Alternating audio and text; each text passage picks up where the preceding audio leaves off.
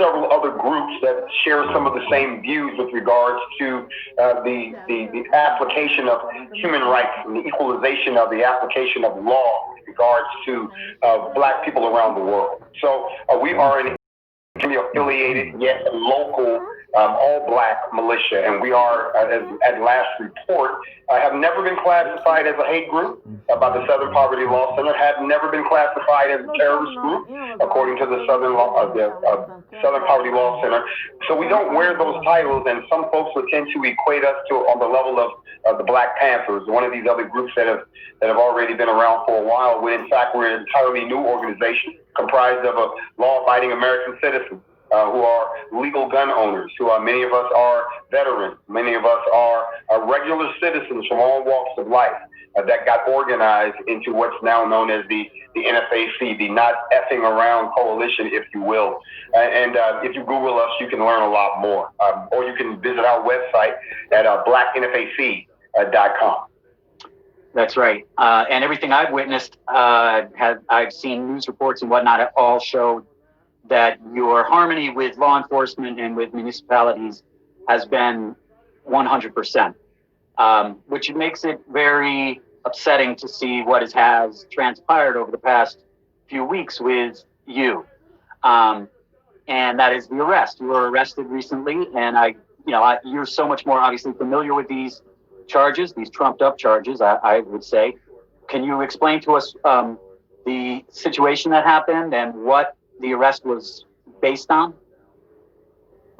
I'm going to speak very cautiously here because I don't want to say anything that would jeopardize the case. But just to give you the high level, I was surprised when I was arrested by an FBI task force, which is part of a new task force that was created by the U.S. government a couple of months ago. I think it was back in, I think it might have been earlier than that, it might have been June, July. But they were given the mission of targeting groups that espouse what they called an anti-government theology. You'll hear that term coming out now. These were the folks you saw riding around in Portland, snatching folks off the street, a kind of quasi-military unit. It's actually what visited me, along with other members of law enforcement, and I was arrested. And I was actually told that I had apparently been accused of pointing a weapon at police officers, which was completely out of left field for me. I'm like, well, when did this happen? Because in America, we have a track record that proves that, well, to be honest, black men pointing weapons at police officers or federal agents doesn't end well for the black person. We've got people who've been shot for less. Matter of fact, we just had a young man who was shot over a sandwich. So if this was completely out of left field, but that was the accusation, and that was the charge from the federal level. And then the state of Kentucky decided to pile on to that and add the same charge that they charged the officer who fired shots into the home of Breonna Taylor, killing her. They charged him with wanton endangerment. They charged me with that also. Apparently, I wantonly endangered someone when I shined a flashlight, allegedly, at these officers, as they're telling me that they are. This was the accusation, and of course, everyone says these charges are trumped up because they said this happened back in September when we were there for the Derby. For anyone who knows anything about the NFAC, we were returning to Louisville to apply more pressure on the legislature, the government, and law enforcement to resolve the Breonna Taylor case, which had been dragging on for God knows how long. And during this time, this is when it was alleged that I had done this incident, yet they did not come to see me and arrest me and bring a task force to my home to confiscate all of my weapons and anything related to NFAC to come get me now at the beginning of December. There's some real questions there because it's not like I haven't been back to Louisville. It's not like I haven't been in the presence of law enforcement, including the new police chief. So I find it interesting that, this happened. So this is the situation we're in right now. So I'm looking at fighting two cases, one at the federal level, one at the state level, which has gotten a lot of attention because of who it was that was targeted and the fact that it screams in the face of inequality when you look at the behavior of some past militia members of white persuasion who managed to point guns at federal officials, storm state houses, take over federal buildings, and we saw none of this. So it raises a bunch of questions that we hope to answer as we move through this process. And this interview is got stipulations as well, for those of you watching and listening, that we are not going to be able to put this up as a live feed. And at some point, maybe this will go up on social media as a pre-recorded conversation. Can you speak to that, those rights that have been taken away from you? You know, you cut right to the heart of the matter. You know, the charges are what they are. And the federal process follows its process, as it does. There's nothing new here.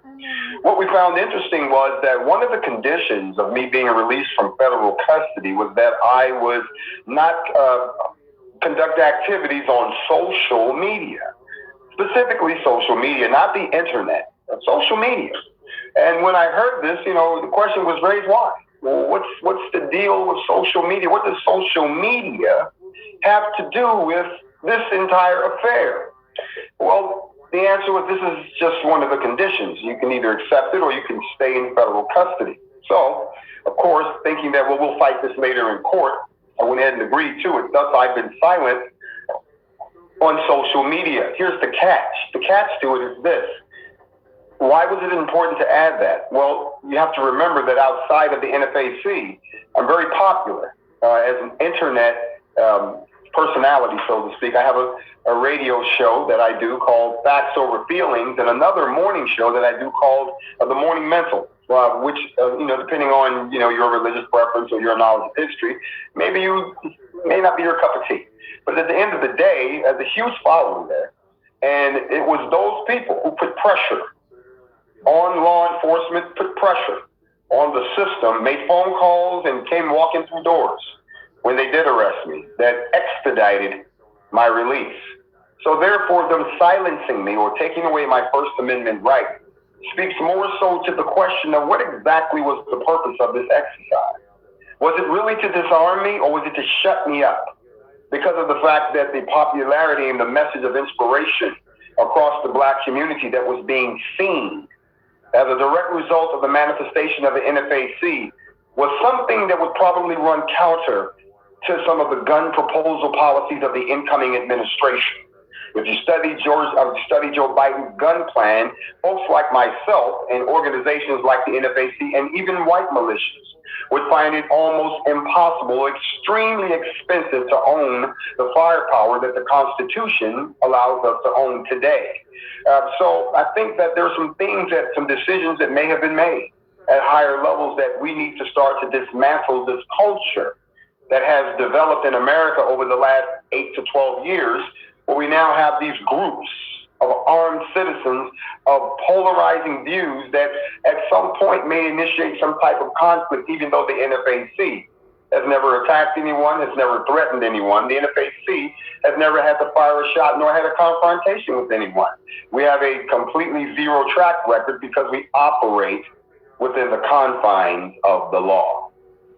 You mentioned that your organization's an inspiration for Black people, and I know the point is not to be an inspiration for white people per se, but I've got to tell you, your organization, NFAC, is quite inspirational to white folk, just so you know. People I've talked to have spoken that very highly of NFAC for being present and balancing what looks like a very unbalanced situation with white militias showing up, waving guns and weaponry on federal property around federal agents, but also just, you know, in general to see the strength of somebody stepping forward to organize the Black community in the face of what we're seeing now with white militias. I think that You're muted. We lost your connection for a moment, sir.